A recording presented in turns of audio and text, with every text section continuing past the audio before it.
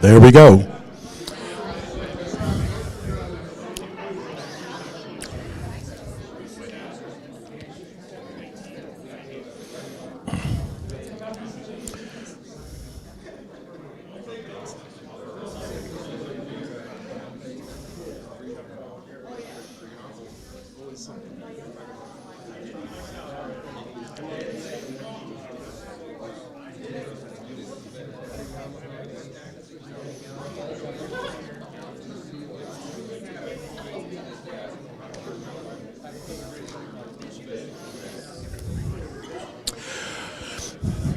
Okay, let us get this going.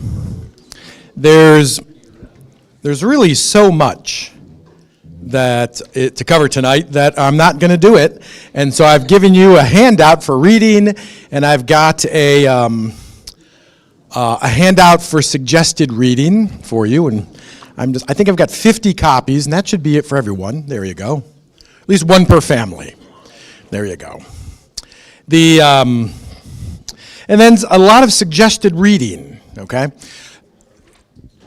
Let's begin with a prayer first. In the name of the Father, Son, and Holy Spirit. Lord our God, we ask that you continue to walk with us, be with us, guide us, let us know your presence, and bless all those marriages that we are currently in or have influenced us or in some way has blessed us. We ask all this in the name of Jesus. Amen.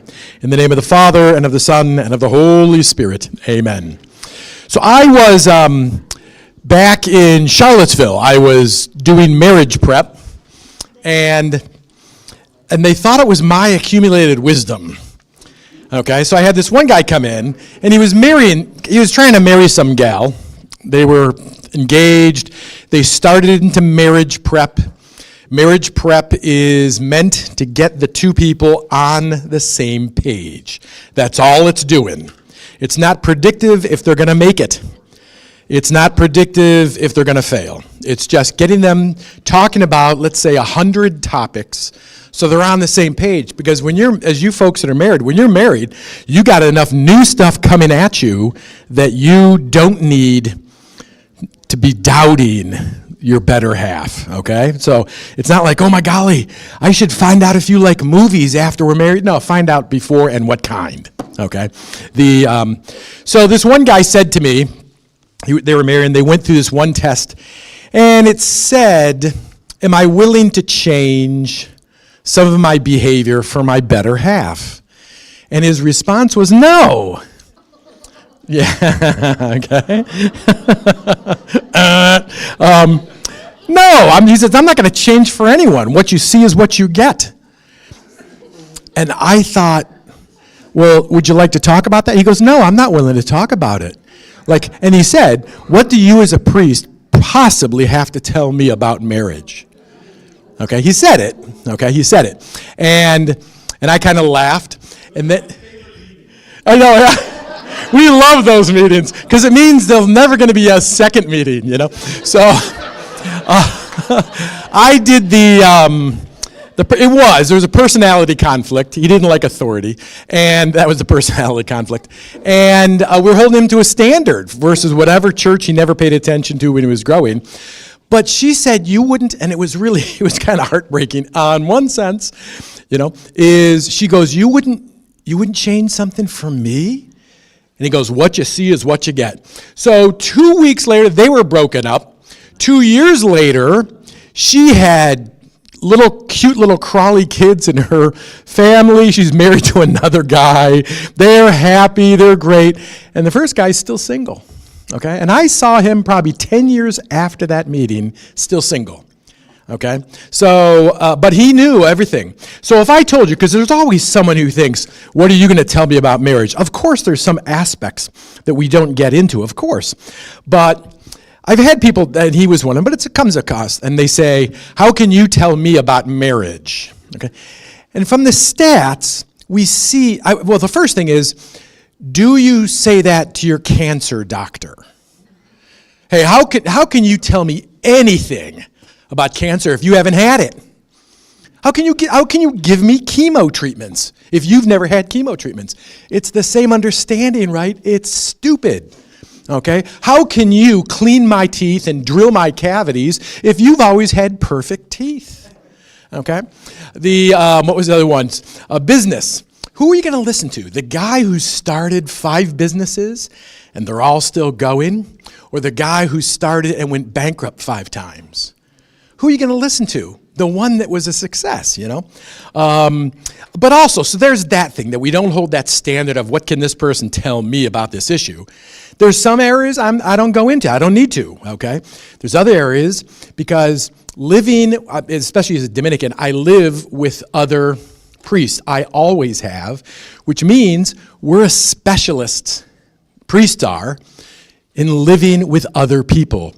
And if you listen to some of the experts, they say maybe 7 to 9% at most is the sexual relationship and romantic intimacy and February 14th life. But most of it is just living together and not killing the other person while he sleeps.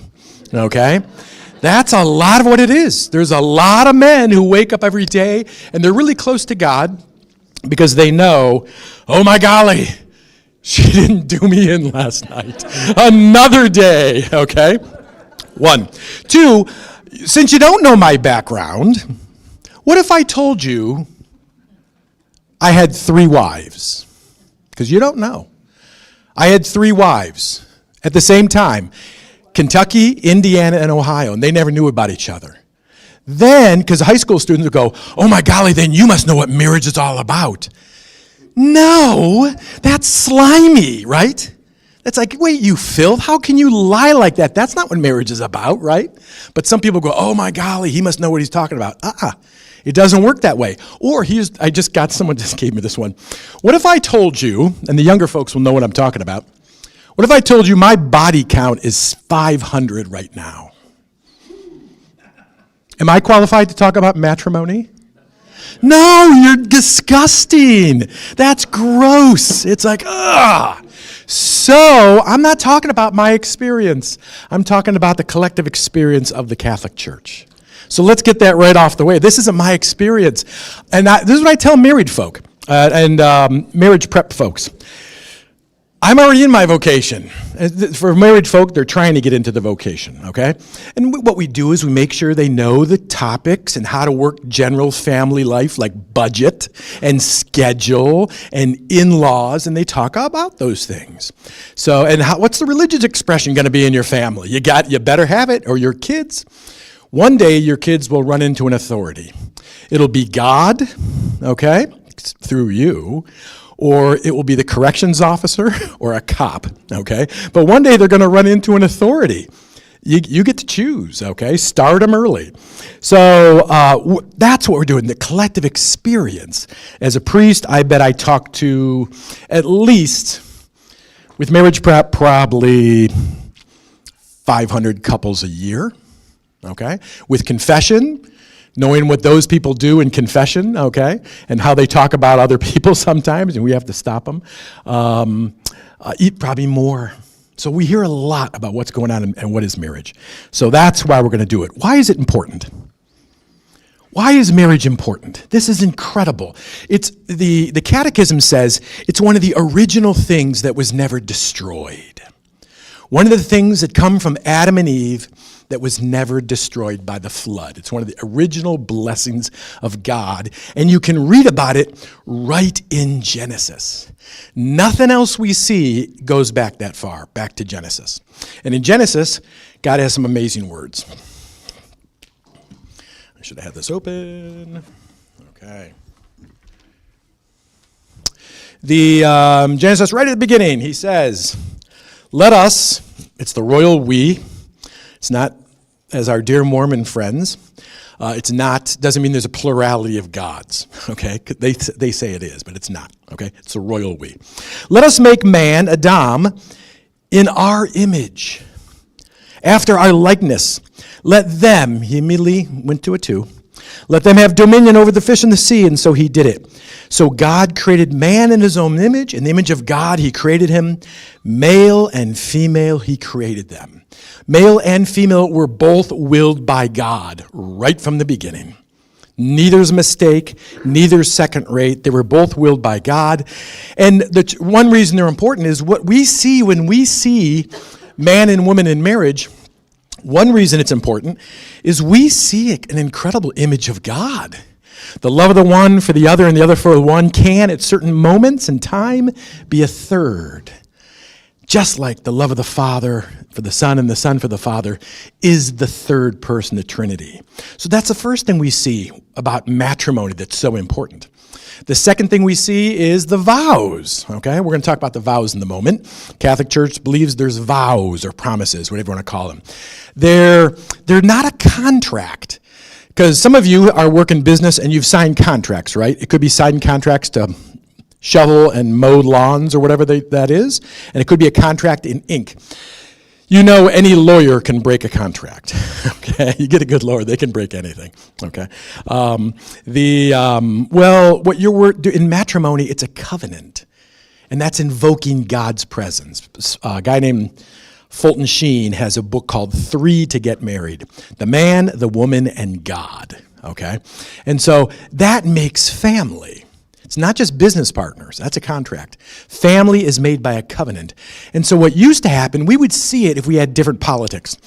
Back in Europe, if you want these two countries to become one, because of the third country who's really getting uppity and you want to put them down, you marry people between those two countries and it erases the boundaries.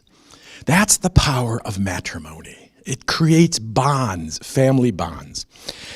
And so when we look at the vows they make, permanent, exclusive, open to life, we see the permanency. It kind of sounds like the eternity of God, always there.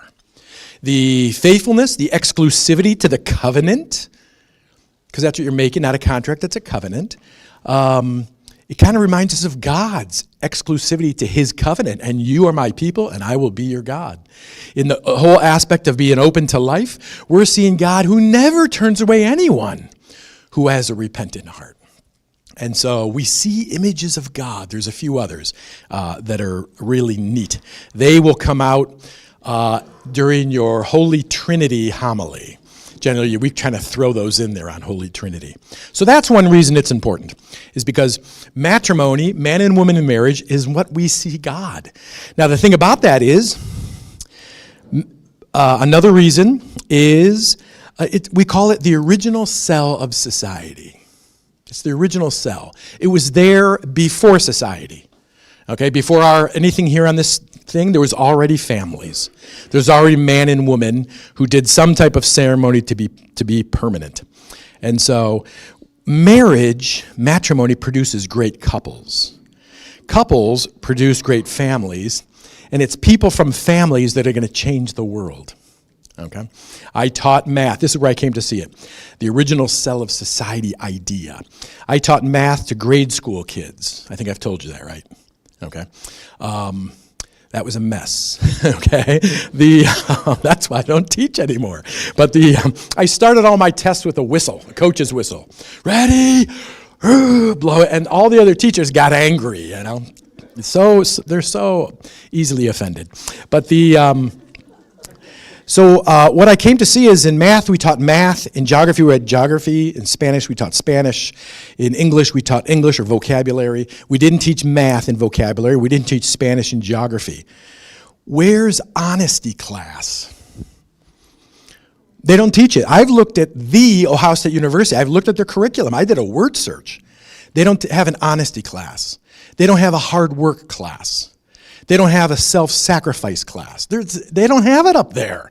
They don't have a deferred gratification class where you don't have to get everything right now.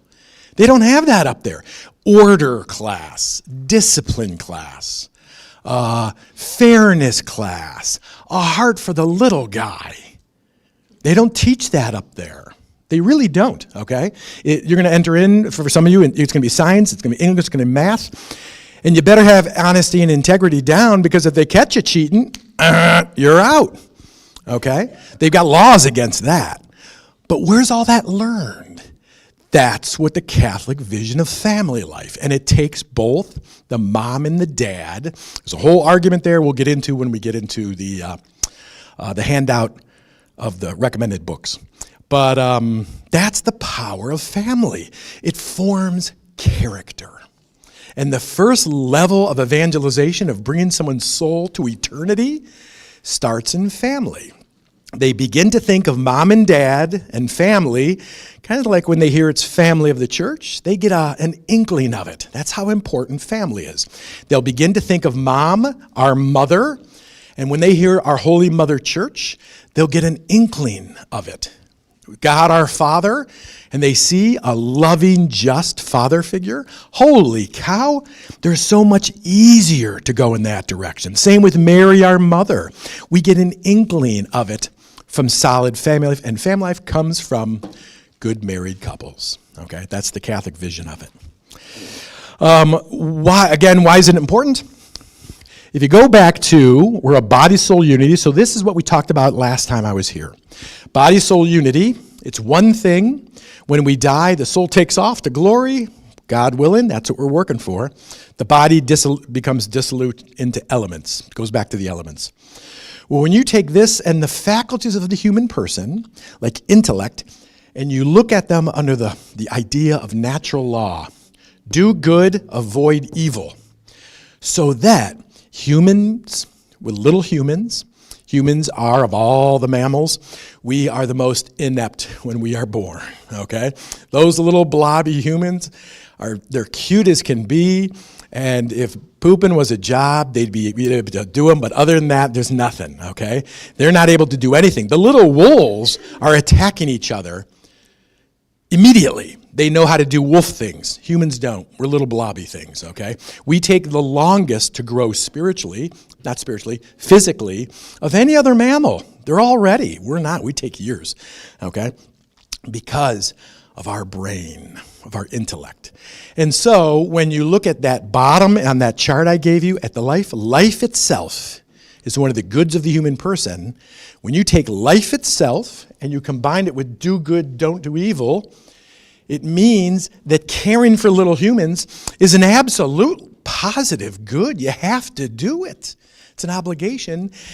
And that's going to last till they have their grandkids, okay? The mom and dad are needed throughout life. There's not a time when we don't need them, even though some people may think that in their head. I don't need my mom and dad anymore. Big error, okay? You really do, okay? It's good for the parents and it's good for the youngster. But when you take that and say, okay, we've got this thing called reproduction. Remember that? That's one of the goods of the body-soul composite is we can make others than ourselves, and it feels good. So what's do good, avoid evil in the area of reproduction? That's where this is coming from. This isn't Catholic Church thinking heads and on high in an ivory tower, jam it. This is saying, okay, you've got the reality of body-soul composite. It has, remember all those faculties, there's imagination, there's memory, there's locomotion, we can move, there's digestion, there's the data collector of five senses. I did that for you, right? Okay, so when you look at specifically reproduction and the needs of family, any human family has that need, and the incredible untrained, immature, little blobby born humans, babies, what's the do good there? You need something that's with them for all those years. Permanency, okay? Avoid evil. Don't harm that youngster. It's original life. Don't do harm to life. And that's why the church has this thing we'll talk about in a moment against abortion. It's doing harm against an original good called life, okay? But that's down the road. So the basic good of the human person, look through do good, avoid evil. That's one of the reasons we look to family life, based on mom and dad. You see, there's something going on in a Catholic understanding of matrimony. Now, that's not anyone else's understanding, okay? What they're doing with matrimony out in society, where the long knives of the media are able to take and tear apart and destroy and put back together. Who knows, okay? Eventually, our dear friends out in Utah, okay, our dear friends, the Mormons, okay, they don't like that word anymore. They want to disassociate themselves for what the Mormons did in the 19th century. They were mean back then. The Mormon family services is the best on the face of the earth for finding your genealogy. I went there. No, it's free, and they don't bug you to join their church. They just want to get your names because some youth group down the line may baptize your family, right? Go figure. They all get together, and at one point someone says, who are you? And he goes, I'm going to baptize General Grant, because they believe you can baptize people who've been dead for hundreds and hundreds of years. That's weird, okay, but that's a Mormon thing. That's not ours. So you can go and do a genealogy. The lady next to me went back 14 generations, and they've got the documents, and it doesn't cost you, and they're not going to bug you to join the Mormon church, because don't do that. We don't believe they're Christians, okay? But they believe in multiple gods. That's why, okay? What's that? Oh, Yeah, waiting for them to come to your house, okay? I think they're putting on a push down here. But why did I bring that up? Because they were, that's a tangent. But I'm trying to think, that threw me off with the Mormons. Okay, let's regroup. The couples changing, families are ready to change the world. So we believe that there's something different about Catholic matrimony. You're just not you two. This is what's different. Whenever you hear of marriage, or the formal term matrimony, but marriage, because it's a natural thing, it's across the world, and our society has tried to change it multiple times in multiple ways, okay? So when you hear that word said, listen for what the responsibilities are. For every rite, there are multiple responsibilities. There are none. There are no responsibilities in the culture. There's no definition for what matrimony is. It's whatever you want to make of it. It only affects those two people. It's a affirmation ceremony for them, and they're just great and hunky-dory, and they get to share things. Wow, that's not Catholic understanding of matrimony. Make sure you know that. Catholic understanding of matrimony is you get married because you're on a mission from God. Okay? It's just not you. You get married because you're on a mission from God. That mission is to help one another, sanctifying one another, working off the rough edges, helping the other grow in charity, and to have children, whether naturally or through adoption, or like my great aunt and uncle, to be mom and dad to a neighborhood or other things like that. Okay? But we as Catholics can never be against children. We can never say, the child's wicked, the child's an evil to me. No, it can never be there. You've stepped outside the bounds. It might not be the right time to have kids. You might not have all the resources, but you never will. That's the truth, okay? You never will. But the Catholic Church says you get married because you're on a mission from God. God wants the two of you to do something, to raise family in some way, to influence and raise family, okay? So that's a difference between us and society, because that matrimony and family are never discussed, okay? Not in the same breath. For us, they're almost one and the same thing, okay? You're going to influence people, little influence people that you bring into your own life, people that maybe you've adopted. And I tell young couples, do both. Have your own kids and reach out a hand to some poor kid whose own parents couldn't, okay? Bring them into your family, But family, we're on married couples. That's the difference of Catholic matrimony. We are on a mission from God. That's why you get married. Not just because you like the person. Give it a few years. It's going to have to deepen. And there'll be some nights, and this is what's amazing, we tell guys in religion, do not make a vocational decision when you want to kill the guy next to you, okay? Don't do that, because our emotions do that sometimes. Don't act on it, but our emotions do that. And they even do it after you're ordained. You just want to kind of say, okay, that guy who lives 3 doors down, my pillow can do it. And then I know where to go to confession. But my rosary won't leave any marks, It's not just for praying anymore, yeah? So it's the same in matrimony. Your emotions are going to fire.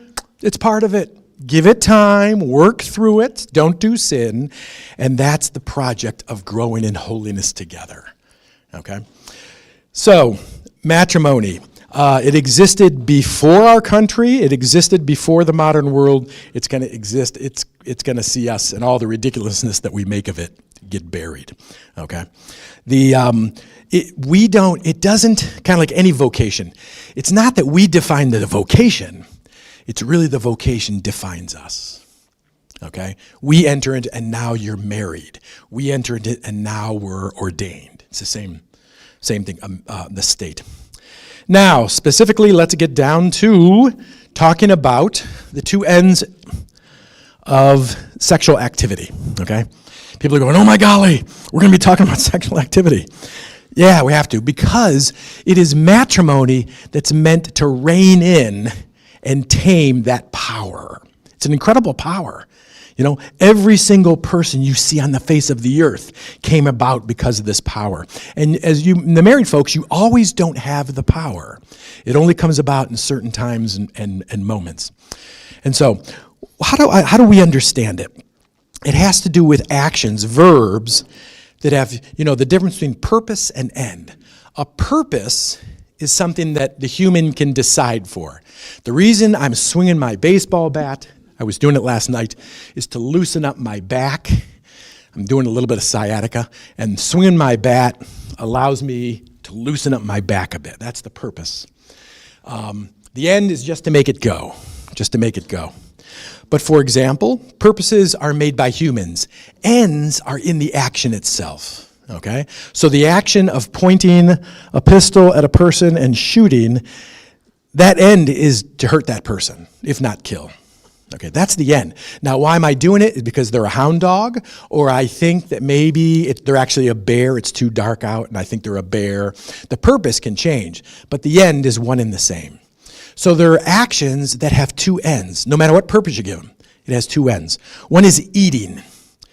Eating has two ends to it. Now, the purpose you're eating, you may be eating to lose weight. You may be eating to gain weight. You may be eating because you're at a family meal. You may be eating because you just want your protein for the day. You want to fuel up if you approach it that way. But eating has two. One is, from that food, you're going to get something for your body, okay? The other is, for the vast majority, 99.9% of humans, it's unitive. It's joining people together. What would you say if I told you someone that told me, I haven't had dinner with another human person in 14 years? Isn't that sad? Because eating is something, it bonds humans together. It's a social thing for us. Okay? So that's why in high school it is nutritive and unitive. That's the power behind eating. It has two ends to it. Now, the reason you may do the verb eating, who knows what? It's Christmas, it's Easter, it's Thanksgiving, whatever. But it always has nutritive and unitive. Okay? Now, you can reject those. So what if you reject the nutritive? You know what it's called when you reject the nutritive end of eating? You still do it. Because you just want to be around your friends, but you don't want to gain the weight. That's called bulimia. Okay, right? That's bulimia. It's where you go. The Romans are great at this. They'd have these banquets, and they didn't want the nutritive because they wanted to be with their friends. So they'd go out to the vomitorium. They'd get rid of the meal. Okay, is everyone done eating? Okay, yeah. And you see why I held off until I was thinking, yeah. And they'd get rid of it, the nutritive end of it, so it doesn't affect them anymore, the amount of food they took in, so they could go back and be with their friends, the unitive. Well, bulimia has an aspect of that, okay, where they want the unitive to be with friends, but they don't want that food doing what the nutritive does, packing on poundage or whatever they think they're doing, okay? Bulimia. Is anorexia, which is bulimia on steroids, is that a problem? Oh, yeah. It's a huge problem, okay? It's something to be careful of. Well, it broke the ends. Eating has unitive and nutritive. When you break those ends, like eating alone. So you're doing the nutritive, but you're not there with people ever. That's the problem of eating alone sometimes. It can be bad for you. And so the eating, those two have to remain together or there's a problem. Another one, driving. I taught one of our friars how to drive. He came to us. He lived up in the Northeast somewhere, never learned how to drive. He was 25. Yeah. And I wanted to teach him something wrong, like instead of turning on blinkers, turn on his hazards every time he was going to make a turn, and just see what the cops would do with that. Yeah, I didn't. I taught him how to use blinkers. But driving has two ends to it, okay? No matter what the purpose of your driving, it has two ends. One is motion. You're in motion. The other is direction. If you don't care about motion and you're stopped, you're not driving, even if the engine's going, okay? If you don't care about your direction, and you're in motion, you're soon not going to be in motion, okay? Because you're going to crash. So driving has those two ends to it, motion and direction. If you break them, there's a problem, okay? Next, making music. Any of you musicians? There's two things. One is the note production. Got to know how to make notes or it's nasty, right? Have you ever met someone who didn't make good notes on a guitar? It's just screechy. It's just not good. The other is, unless you want to just keep in your own head, music reading, being able to read music, okay, and get some ideas of how to do different things. Now, the Suzuki method, where you hear and imitate, throws that all in a quandary, okay? But in general, it used to be, making music needed note production ability and music reading ability to get beyond your own methods. So for humans, sexual union has two ends, the unitive and the procreative. It unites those people together, and it makes little humans. Baby making is the sexual union between humans. You'll never hear that in our culture. Absolutely verboten, forget it, don't mention it.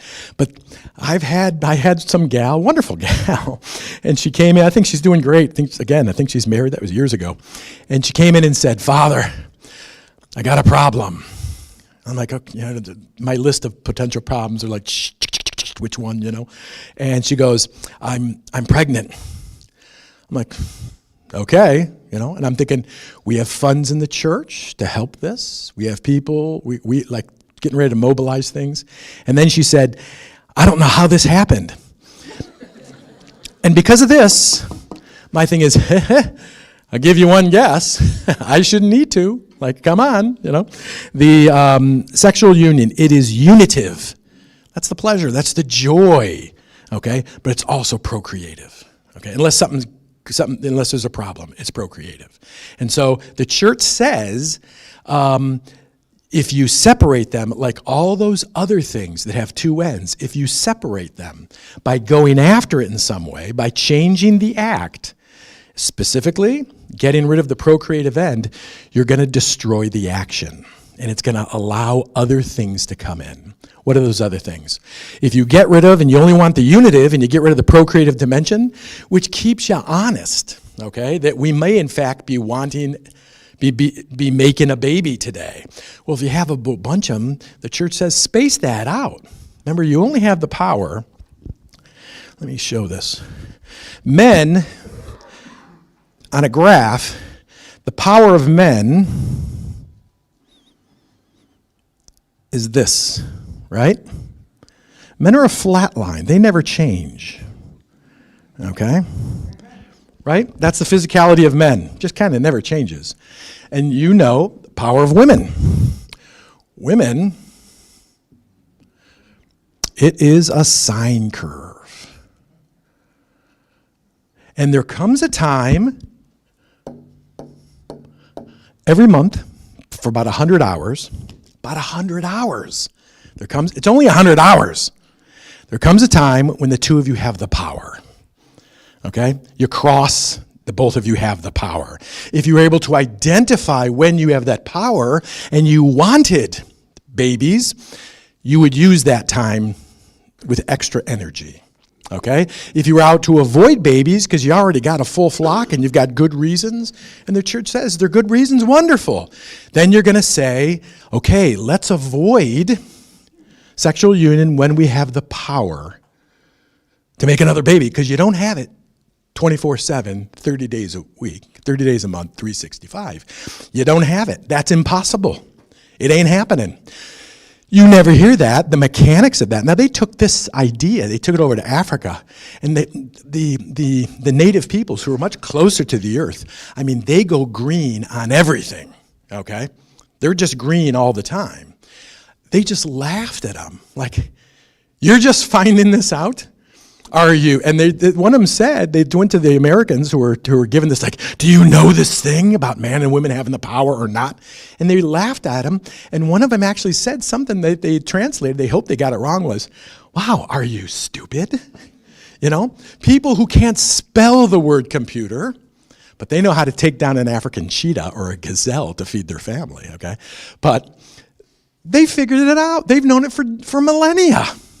It's going green. It's not relying on big pharma to dictate my family relationship, my relationship with my better half. Why rely on big pharma to do that? That's a preferred method. It's called the pill, okay? It rejects this. It gets rid of the woman's power, okay? It gets rid of the woman has the power. It anesthetizes her fertility. Now, I take drugs because I have problems. Not those kind of drugs. Approved them, okay? I saw you guys going, wow, okay? No, not those, okay? Because I got problems. You take drugs for a disease, okay? So I take a little blood thinner, okay? Doc wants me to take something for blood pressure. I think he's crazy. I want to yell at him, but blood pressure. But I take it because of the problem. Why would you anesthetize and give someone drugs that anesthetizes healthy functions? This is just insanity. This is going against do good, avoid evil, and eventually it erodes the relationship. Wait, you're not going to change for the sake of 100 hours, you won't put off having sex for the sake of 100 hours? It's not even 5 full days, right? Yet you're going to destroy an aspect, anesthetize it, we hope, with all it changes her lipid metabolism. It changes eyesight because it fools around with the blood system. It's been linked to, it's not 100% carcinogens. 40% of women who are on the pill, this is the low dose, have migraine strength headaches. Whatever happened to do good, avoid evil? Do you really love me if you're willing to see me go through that garbage? That's what it does, because we have do good, avoid evil behind this. So that's why the church says it's always illicit, it's always sinful to do anything that makes what's normally fertile, the husband-wife union, if you were to actively act and you make what was normally fertile in the moment infertile, that's called contraception, that's always sinful. Because it goes against do good, avoid evil, and it makes sure that the woman, blood clots. I've got a friend who works in Riverside blood clot unit, vascular unit. When a woman comes in and she's got all these blood clots, the first question is, okay, what kind you on? What brand are you taking? Because it messes with the circulatory system, with the lipids. It makes libido go down. So you're having it so that you can have a greater sexual relationship, supposedly, and that your sexual desire goes down. The church thinks that's awesome. Okay? The fact that man and woman love each other, that's called eros. Okay? It's natural. It's wonderful. It's a gift of God. But it keeps them together for years. Okay? It's one of those helps. But to go and anesthetize it, or even worse, it's when the surgeries, okay? When the men and women don't want to have children anymore, and currently there's a big movement for men to have a vasectomy. I guarantee you that tube, usually it's the vas deferens. My degree's in microbiology, and I've taken all the NFP courses, okay? I sat through them. That was weird. But I can guarantee you that tube of the male anatomy was not the problem. It's his willpower. It's his willpower saying, for the sake of loving you, I will forego relations for 100 hours. Now, I've got some NFP people, because that's what that is. NFP looks at the signs. If you use blood work, there's 14 signs if you use blood work. We don't have that technology at our hands. But there's signs you can find out to see when do we have the power. Okay, when is the woman fertile and ready to be ready to conceive, okay? So you can figure it out without having to take drugs, without becoming a slave to big pharma, okay? So that's why the church says, do no harm, okay? I've asked couples that were taking the pill of some sort, if you're using latex, you're gonna get pregnant. What are you gonna do with that baby? Baby shows up, because every time you have sexual union, you're saying, okay, God, we don't think we're ready right now. That's why we're trying to avoid the power. The baby's cute, but the timing we don't think is right. That's the difference. Contraception says the baby is like a disease on our relationship. There was a president who said that. He said that I want to make sure that my daughters can always have an abortion because that's a disease on young girls, and I want them to be able to get rid of it. Well, his young cute little kitties were once diseases just like that, okay? Hopefully he's misspoken. I don't think he was, but I think he misspoke. So that's what we believe, the sexual union of marriage. It's awesome. It's a gift from God. We're not Puritans saying, oh, this is bad. No, we want married couples to have a healthy sexual relationship. But don't be a mechanic on it, okay? Don't change that. Rather, get to learn, and it's a whole course, okay? It's a course, and you can have a mentor who will say, okay, these observations that you've made, they don't stand around, you know. They can coach you through a book by which you can learn how to look at these signs, okay? Someone said because of the woman's and the actual ability to gestate. Gestation is such an incredible thing that because of the hormonal powers, those are powerful chemicals, that they're changing during these years. Every day of the month, there's a different chemical makeup being present. And so the woman is almost a different person every day if you're just to look at the chemical aspect. The church says, yes, that's awesome. Okay? That's just awesome. The only way we get that with guys that I live with is when the guy down the hall doesn't take his meds. And then he's a different person from the one we know, okay? Actions without ends and purpose, and the sexual union has the procreative and unitive act. It's one act with two ends, and if you break it, you're unleashing problems. Because what's going to come in? Use. I don't care, because since you've taken that, there's no chance of us getting pregnant because you're taking that thing or you've done that thing. So I don't care if you don't feel like it. Come on. That's not what you find in the NFP world. Okay? You don't find that. You don't have an excuse. Come on. You don't find that. Okay? That's what that does. It opens use. It opens lack of compassion, a lack of concern for the other. Okay? And that whole thing of, I'm not going to change my activity. You change your physiology. Wow. Gallbladder problems, liver hypatia, that's a type of cancer is associated with it. Real small, breast cancer, liver cancer, stroke, eye problems, mood swings. Have enough mood swings with normal living? Wait until you put yourself on those chemicals from contraception. The mood swings are crazy. They're out of control sometimes. Blood clots, just pain. There's some pain, tenderness and pain things. And you're saying, yeah, I want you to have that so I don't have to change my behaviors of wanting sex during that 100-hour window. That's why the church says, don't do this. When you separate those two by acting against the unitive, acting against the procreative end of sexual union, you're asking for a lot of problems, i.e., don't do contraception. Rather, find out when the two of you have the power and then use your reason to act accordingly. To pursue babies or to say, nope, let's give that last kid 2 years being the focus of our attention. And then let's say after 2 years, get in line. You're going to have a baby, brother, sister, whatever. Okay? But that spacing, I think, is so important. Okay? Spacing is an awesome thing. Let that kid be the focus of all your attention, undivided attention, and then welcome to reality. Get in line. There's someone else. Okay? That's just good to do. Okay, next. Therefore, Catholic matrimony has 4 marks, kind of like the church. Church has marks, one holy, Catholic, and apostolic. Catholic matrimony has marks. And so they are permanency, permanent. It's Permanent. Now, I talked to the judge at a tribunal once. Padre will love this. And I said, I say it's permanent, but what does that mean?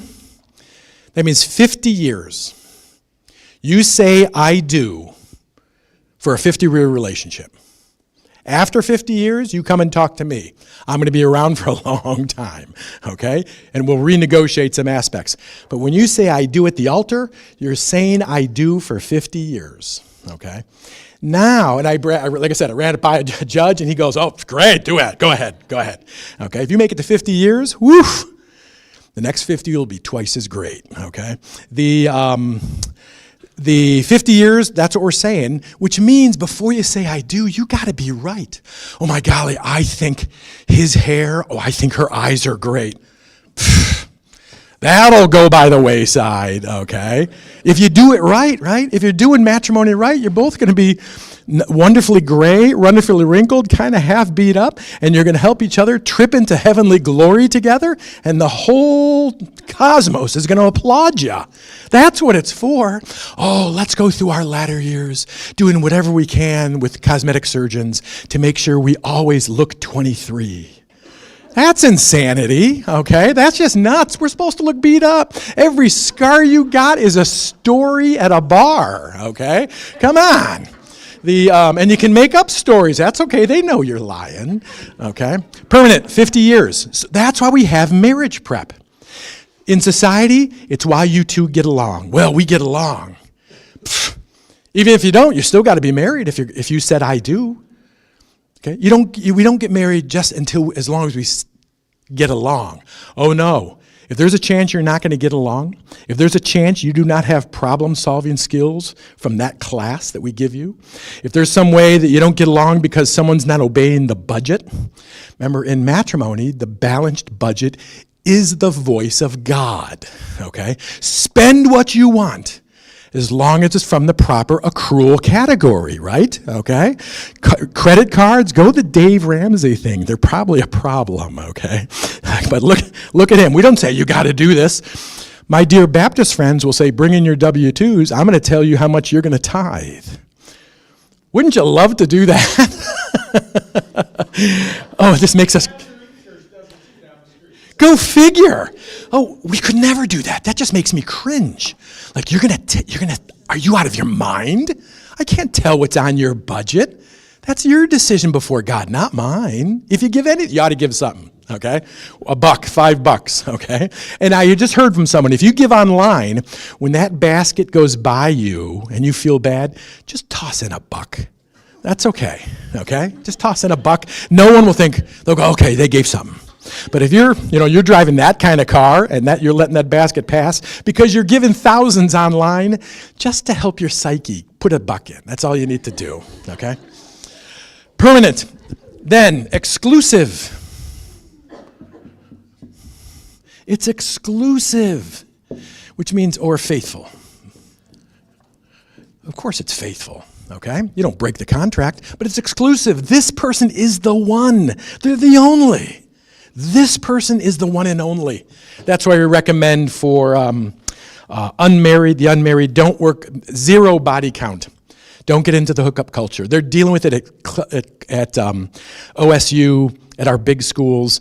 And what it's doing is it's making people who have the memories of so many people in their brain, in their heart, that they're basically making themselves unable to confect marriage. They're not able to do it. They're addicted to variety. You can't live Catholic marriage if you're addicted to variety. So don't get into it first. Stay away from it. It's a bad situation, okay? Exclusive, you're the only one, okay? Permanent exclusive, open to life.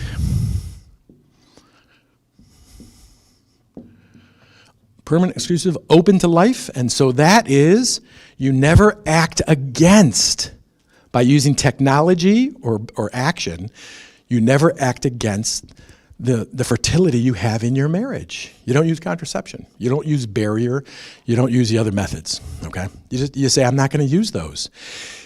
Now, I am of the, it's an option that in order to contracept, You have to somehow take what's normally fertile and stop it from being that way by your decision. That's why NFP is not contraception, because you're not doing anything except observing things and acting appropriately. You're not stepping in and making something infertile, as it is for the other than those 100 hours for the rest of the month, it's infertile, okay? You didn't do that. You're just following the plan. That's NFP, okay? Are there some people that use NFP in a terrible way? We don't want children. We think children are evil. Let's use NFP. I don't think so. I've never met one.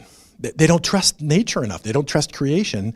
They always rely on a chemical, on big pharma in some way. And so NFP, that's open to life, okay, by definition. So I recommend it. The church says do that in marriage, because if you don't, you're allowing something else to come in, and this won't ruin your marriage. But one of those use, okay, brutishness, use. There's a whole bunch of people that think what they see on bad websites is reality. They're learning human relations through bad websites. Pornography. Holy cow. These little monsters, okay? Because the people on the internet don't age. Do you ever see that? They don't age. That's not human. Also, when we look at that, just to go after that in a moment, when we look at other people like that, what's going on there in pornography is we're getting standards of beauty. Though those are beautiful people. What you don't realize is behind the camera, there's 50 other people. There's makeup artists. So they always look beautiful and wonderful with no wrinkles. That's not reality, because you yourself looking in the mirror won't be beautiful, handsome, wonderful with no wrinkles if you're a real human being. So they're not really human. They're celluloid people. They're cellophane. They're not real, okay? Also, it's training people in activity that a normal human person will not do. Degrading activity. There's some things that are not open game in Christian marriage, not just Catholic marriage, Christian marriage. You just can't do anything that you see on the internet. That stuff is relationship destroying. Why? Do good, not evil. So you never treat your better half as an object, as a mechanism. You never treat them as a thing. That's the challenge to matrimony, but that's the reality. The internet and our culture say differently. Your other, get out of here. Sexual union, it has no more difference than a handshake. Come on. I used to go around, I'd go up to people and shake their hand, and then I would make that point. And I saw someone look at me like, ew, okay. It's the reason it's so powerful. It's making or breaking of a human person. It's either making them flourish or it's damaging. It's never neutral. That's the power of the human sexual response. That's the power of the reproductive of the body-soul composite. It's never neutral, okay? To use someone is always denigrating and tearing them down. Permanent, exclusive, open to life, and one more, and that is sanctifying.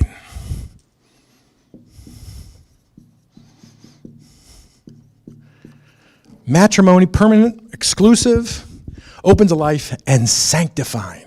You want to know how to get to heaven? Do marriage well. You want to know how to be a high place? Right at the front. And over there's Dominican saints, some of them are over there, and Xavier, the Energizer Bunny, he was a Jesuit, baptized 350,000 people. He's over there, okay? You're standing shoulder to shoulder with them. That's the Catholic understanding, because matrimony is sanctifying. If you give into it and try to love greatly in matrimony, it's going to rub off your rough exterior, okay? It's going to get rid of the rough edges, okay? It's going to make you a little more human if you try to be a loving, kind person. Now, I was talking about someone, and I said, how many of you, let's like a poll right here. How many of you, well, don't raise your hand, just think. Okay. How many of you married folk here, how many of you value your spouse? If I ask for hands, you'd all go up. How many of you have ever done something that may have made your spouse sad or hurt? You see, to value is different than virtue. Virtues are the power to do good. Value is just your sense of esteem. And so matrimony is the school of virtue. Because if you don't get it together, your better half is going to say, how many times do I have to remind you? And they're helping you out that way. But that's the value is I esteem something. Virtue is the ability to do good. So that's why we talked about prudence, justice, temperance, and fortitude, and all the virtues, is because matrimony helps you do that. On that list, there's a book called Sacred Marriage. I don't think he's Catholic, but if it's true, it's part of our church. He says that for many young men, when they get married, it's the first time in their life. You're going to love this, he says, and I think it's true, and you can say more than I. It's the first time in their life they really had something that they would live for and someone they would die for. Isn't that great? It's what it is when we took the vows. I think it's the same in matrimony. Now I finally have something, high school classes, college classes, maybe a sport, a club. But in matrimony, you find someone you could give your life to. That's why it's sanctifying. It's the first time that they need to persevere through tough things for many of them. It's the first time that prayer, and sometimes it's the simplest when it becomes, oh God, oh God, oh God. Okay? For your better half, for your kids.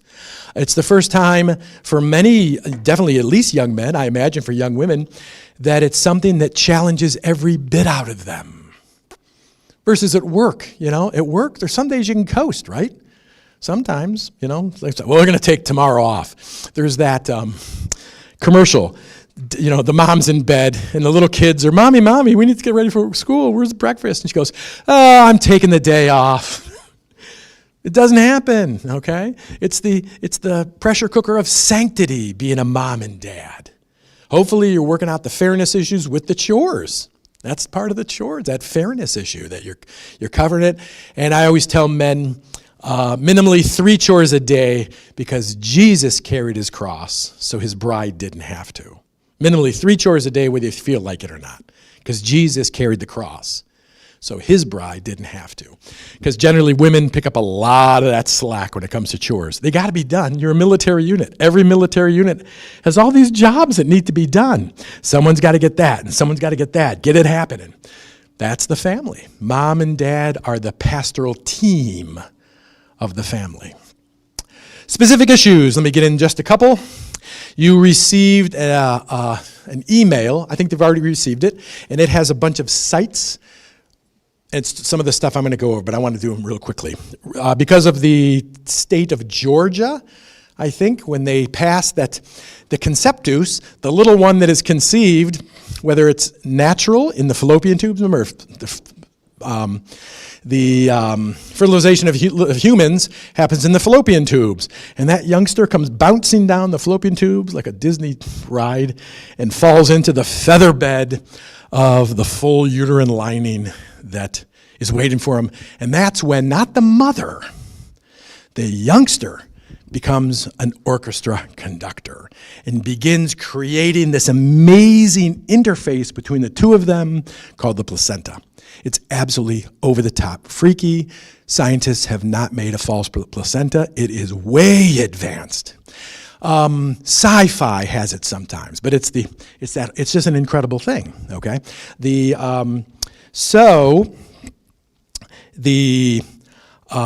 you can fertilize an egg. A woman is born with all the eggs she'll ever have, and you can fertilize an egg in a petri dish. Okay. Called in vitro fertilization. And so in vitro is in glass fertilization, IVF. Why doesn't the church say yes to that? Okay. 1, the couple is in Catholic matrimony. Who knows what else is out there? In Catholic matrimony, the couple is under the power of God because they're in the sacrament. Grace is operative. And therefore, you do not have an absolute right to a child.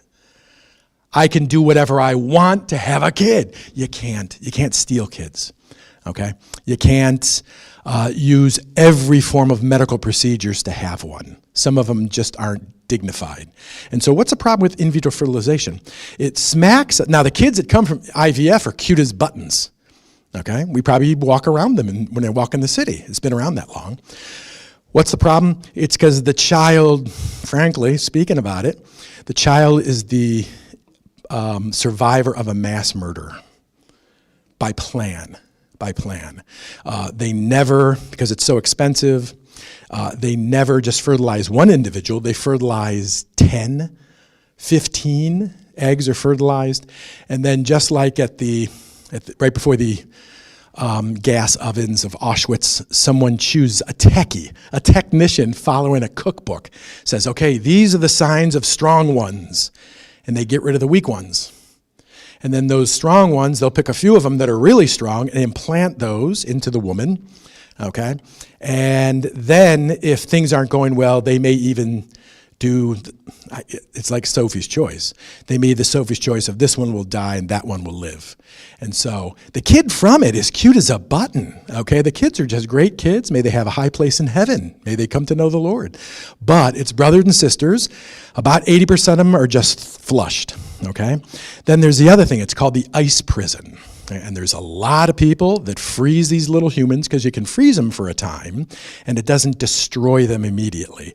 Over time it does, okay? But you can freeze them and then the ice prison. And what that puts on those couples, if they have a heart, is this youngster has brothers and sisters.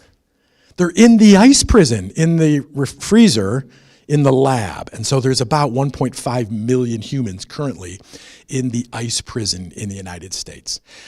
What do you do with those? The church, we've got no answer for those. Do you do the rescue thing and you say, I'll bring some of them to birth? Or do you say, what are they being held back from? Death. Let them go to their eternal reward. Because they're eternal beings, right? Let them go to eternal glory. Church doesn't know, okay? It's like what technology has thrown a quandary. So that's why the church says, don't do IVF. In vitro fertilization, don't do it. The kid that comes is cute, that one kid or two, but there's a lot of others. Like I said, 80% of them are destroyed. But they were living people. They were just like the one that was chosen to survive.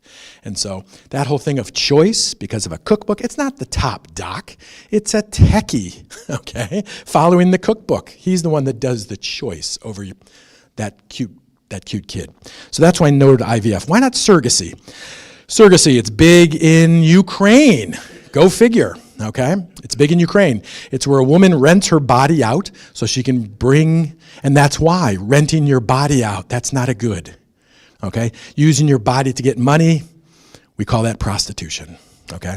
It's kind of like I met someone and I took aback, okay?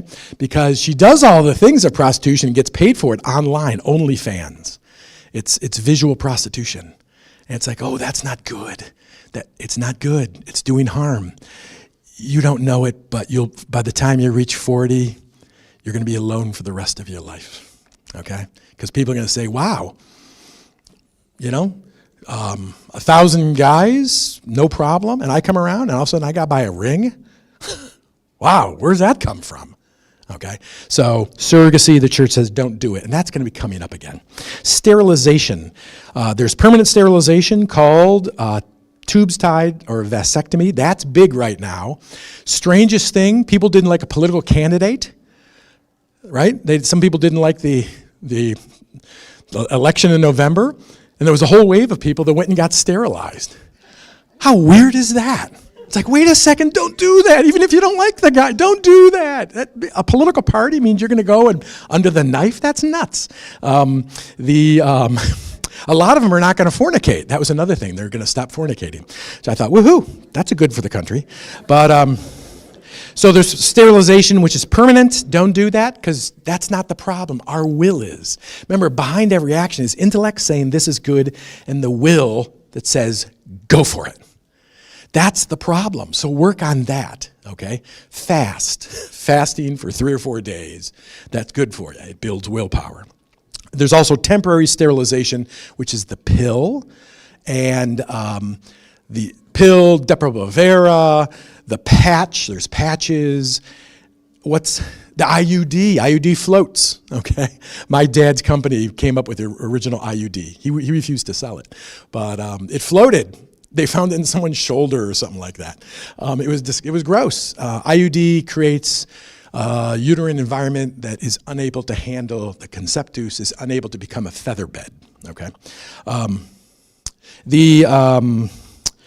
Temporary, again, don't do that. You're not doing good. It's doing an evil, okay? Go to a doctor that can really, Doc Parker, he's at some baby hospital here in Columbus. He's helped birth most of the babies of St. Patrick's. If you have an irregular cycle, he can help you that way. He can help make it regular again. He's that good, okay? And a lot of the pro-life docs are that way. Abortion is the murder of a child just like us. The embryo, the fetus, the unborn are stages of human development. And how can a later stage say, you're different than me, you must die. I have no use for you, you must die. I'm amazed when people say, well, I'm not ready to grow a kid, to raise a child. I've already got too many. I don't have enough money. Those are the three, over 50% of the reasons for abortion. I don't have the energy. I have too many already. I don't have the money. I don't have the time. Look, I'm in the prime of life here in the middle of college. Come on, I can't do this. Okay, I'm glad you know that about yourself. But there's a couple that do have the time and the money and the energy, and they're ready. The adoption lists are huge today, folks. When was the last time you heard that from any political candidate? I call them all to question. Why don't they talk about adoption? Okay? They're all at fault. It's a problem. The church does.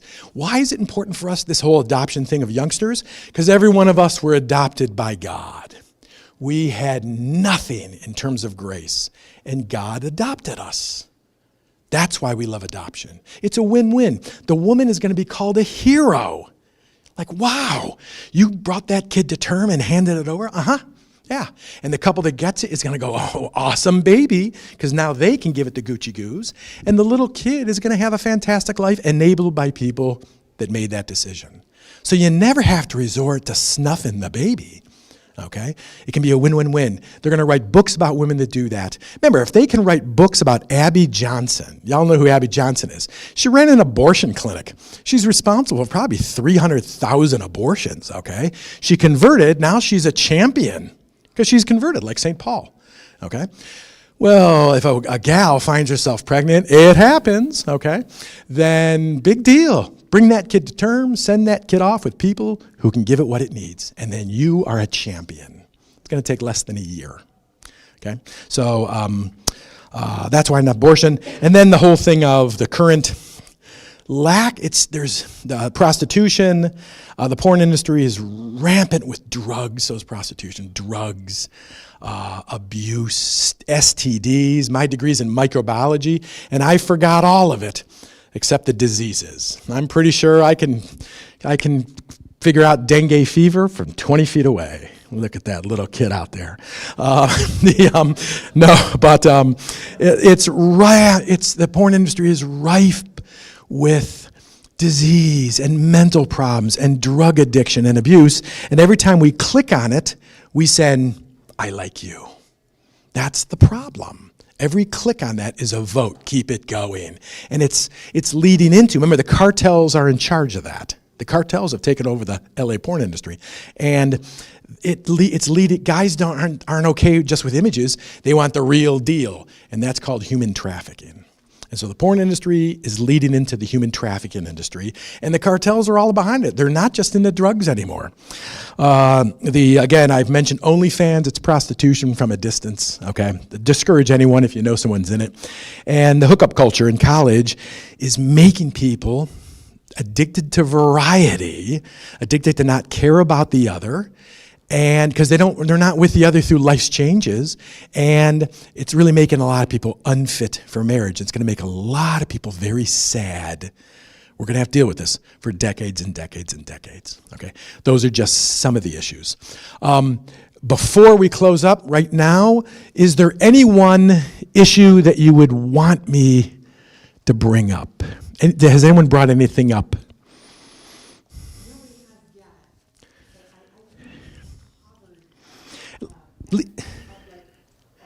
At least the principles of it.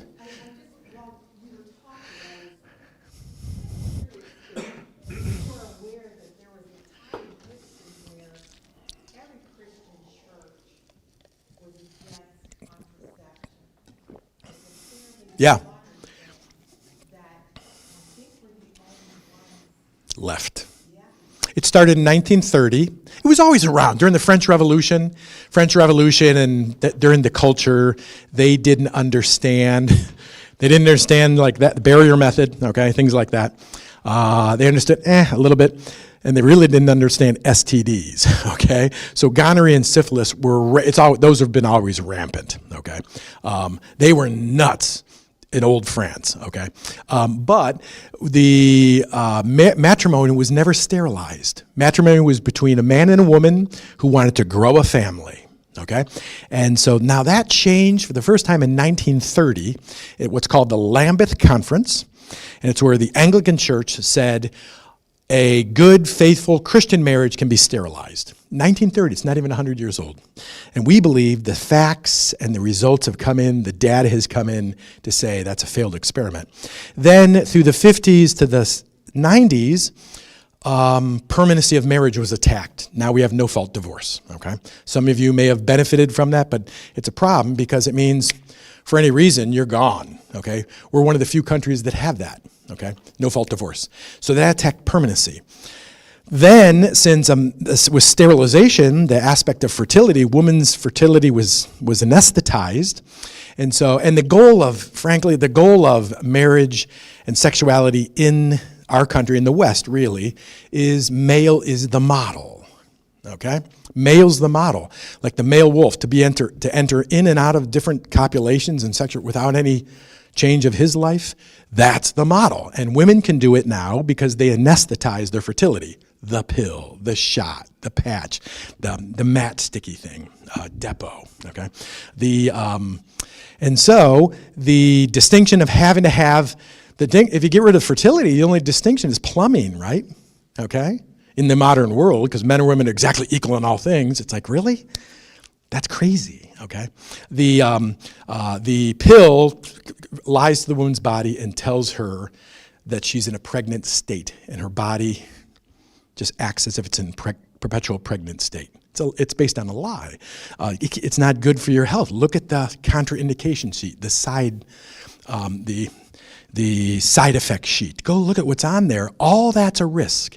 And there's a guy saying, I'm willing, even though it's 4 out of a million pick up, breast cancer.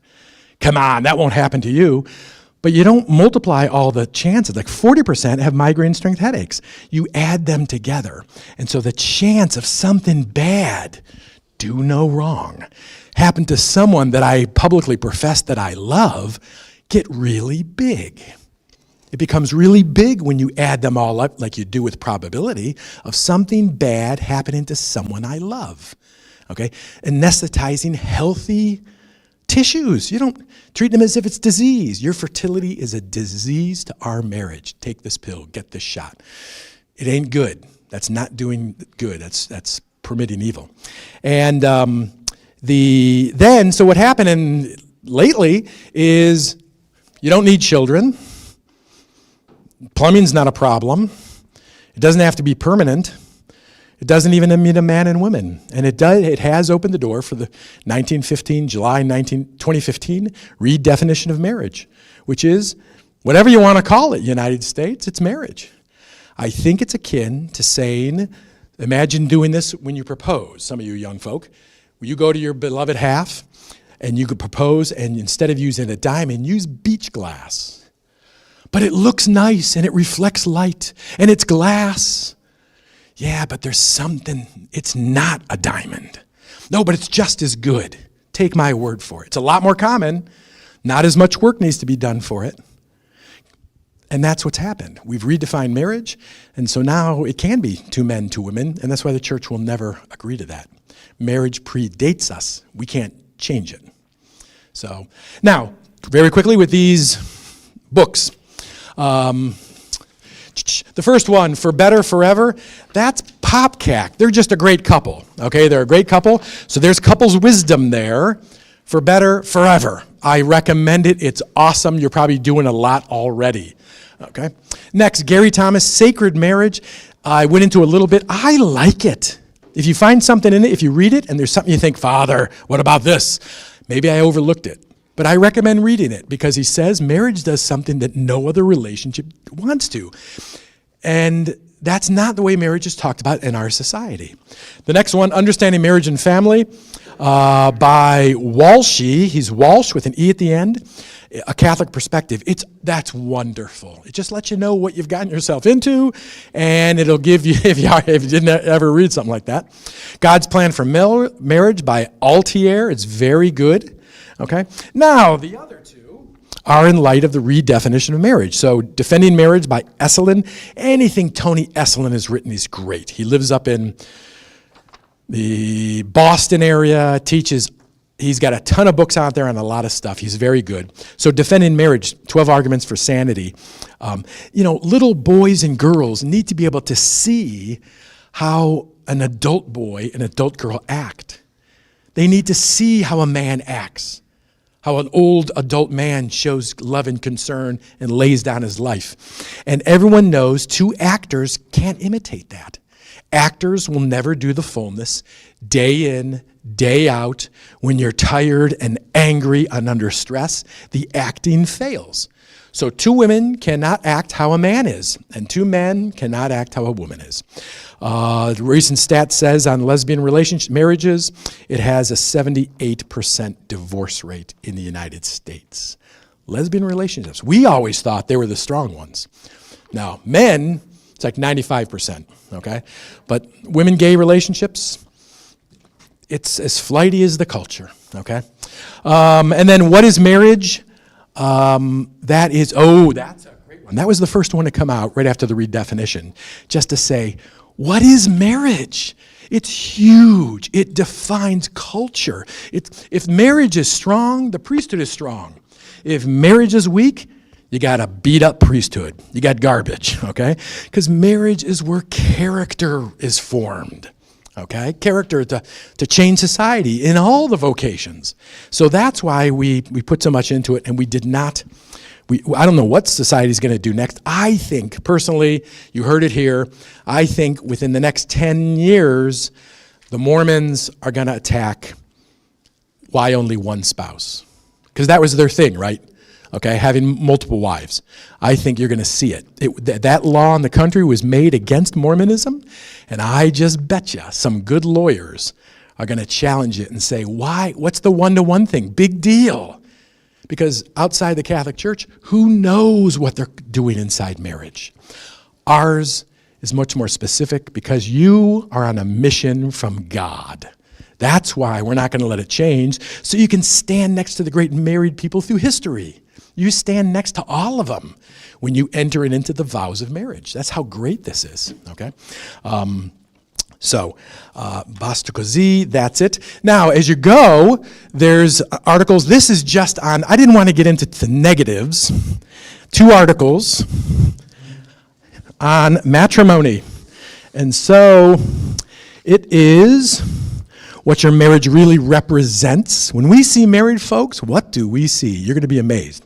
And then, marriage, why the Catholic Church has the right definition. That gets into a little bit. Okay? Finding a lifelong spouse. 10 findings for youth and young adults. So anyone who's not married here, or if you know someone who's not married, here's 10 suggestions. They're only suggestions by someone named Alice. And then the beauty of the church's vision of marriage. The last article is the beauty of it by a friend of mine, Grabowski. And it just says this marriage is what converted Rome. Okay, marriage converted Rome. When they saw that, wow, they're not doing it for property values. They actually love one another. Who are these people? It was marriage and that we took care of the sick. That was the other thing. Marriage and taking care of the sick during plagues is what converted pagan Rome. So matrimony, it's a fantastic sacrament. It's a great life, okay? It is the high road to sanctity. Okay, you're right in the middle of the factory for saints, okay? With that, let us close with the Glory Be.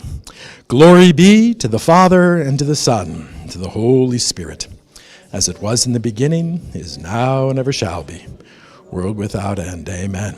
God bless you. If you have any questions, feel free to email me at St. Patrick's, and I'll send you a few dozen articles.